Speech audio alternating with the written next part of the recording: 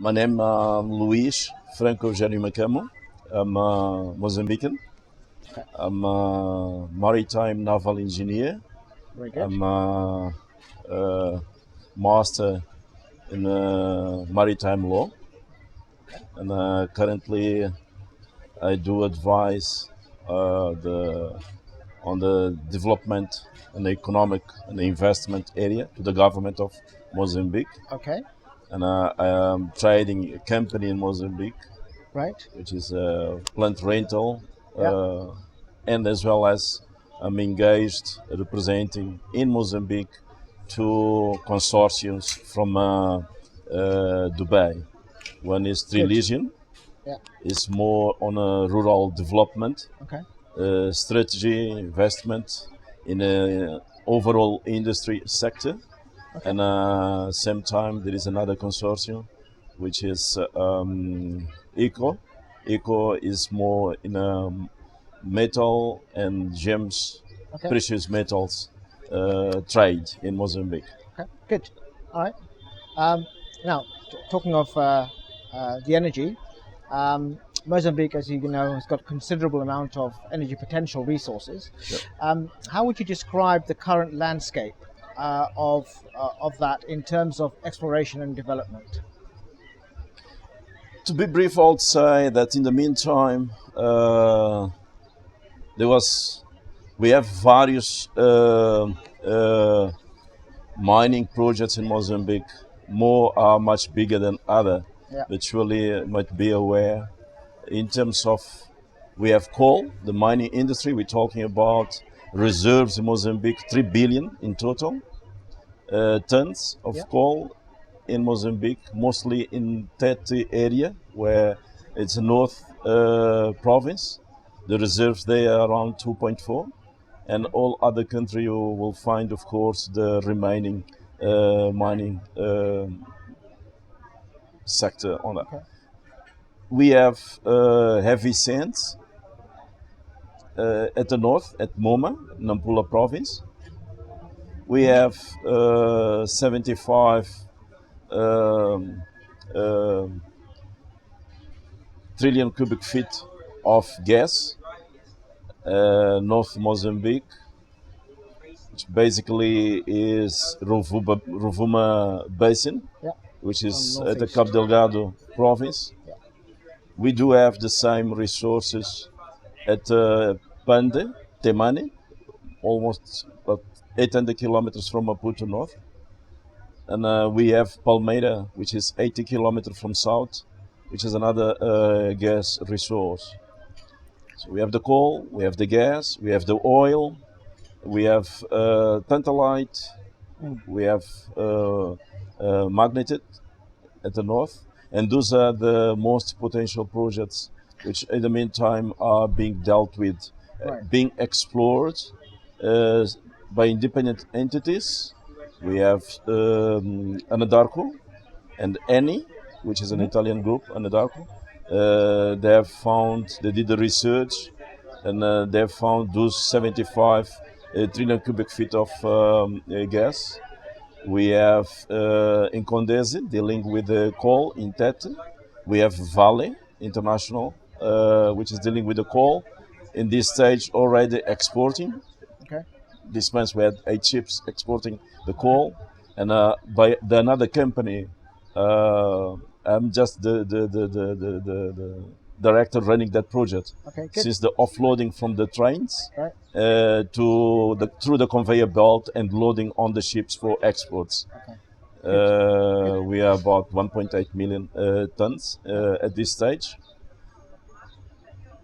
The coal projects are in a very advanced, already being implemented, but the gas at the Rovuma Basin, although the research started several years ago, actually there is a couple of the agreements being signed with the government to set up the SPV, to unitize any with the Nadarko.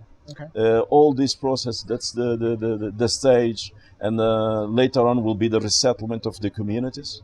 And okay, this is what is happening on the ground okay, actually, good. which will take up to 2017 to start to implement the project upon signing the agreements, upon taking the stakeholders be all involved on the ground. At this stage, just what's coming on light is the construction of the staff going to be working on that project. That's what's happening at this stage simultaneously with the agreement being signed. So we visualize 2017 to start, and the kickoff estimated to happen on 2021. All right, good. So the landscape going forward is alive and well, and Yes. it's looked very active. But what are some of the main challenges in developing the Mozambique energy sector with regards to a variety of issues? But obviously it's going in the right direction. What are the main challenges that you foresee going forward? At the industry as country, the major challenge is infrastructures, the lack of infrastructures. Mozambique don't have those infrastructures from the mine through all the exporting point. Inside the country, we're talking about the transport, we're talking about roads, we're talking about communication services, we're talking about electricity, we're talking about all the range of infrastructure. We even short of the expertise. So it's all brand new. It's the first time Mozambique is climbing into mining industry, and really it's a green area. In a remote area, there is no infrastructure, and to set up these infrastructures, we're talking $1 billion in each project, which the income, the revenue of the country is not capable to produce. So this is one, the infrastructure, and in terms of any entity, organization, or investor thinking to invest in Mozambique, outside the big challenge is to look into best way to implement the regulations, which has been a major challenge to any investor. Each investor is coming from a different country, different cultures, different regulations, and to invest in Mozambique. So, and we still there are steps. We have tried to summarize all the procedures in every dimension to make it much easier, accessible, and in a very short period of time, it's easier and simple in Mozambique today to register a company and start trading. And you have all the policies, protection, regulation, all this to be implemented. So one side are the infrastructure, and the other side is to implement the regulations. And one of those which I would mention is any investor expecting to have a number of expatriates, and that is one of the very sensitive areas, because by law we have a percentage which is allowed to accommodate an expatriate, which is 8% expatriates versus the number of local employees. So any project based on the number of local employees can accommodate easily up to 8%. Above that, you have to motivate the company, the investor has to motivate why does need more. And this will go, of course, by phases. The initial phase of a mega project like this will easily impose a number of expatriates which are far more above than what the law. So that easily, whenever it's clearly explained, is supported and the government will approve. The local content issues. Is that what okay, fine. You mentioned projects. Can you highlight one or two, just simply one or two projects that you think are really key to Mozambique development? In Moatize. Moatize is a vast area located in Tete province. The major project there in Moatize is the coal, which is being exported now by Vale, the Brazilian company. Besides the coal, we have thermal coal, we have coking coal. There is another company in Condesi at this stage focusing more to convert the coal as thermal coal for power generation system, which have been discussed and have been approved by in Mozambique. The power system has an authority, and that authority has the entire and exclusive rights on what relates to power, which is Mozambique Electricity Company, EDM. So whatever project which is related to power, electricity must be dealt with this institution. EDM. Right. For many years, the critical point was the regulation wasn't flexible to accept an independent investor to run or implement any project on the power. Lately, it has been approved. EDM may have a partnership with any investor on that area, and their very exclusive area of authority is distribution. So when we speak about electricity, we must consider what are we talking about. EDM is strong, is leading, but more on the distribution, that they have that exclusivity. Sure. But on the implementation projects, Mozambique is fresh, is completely on need of investment on power. From international companies?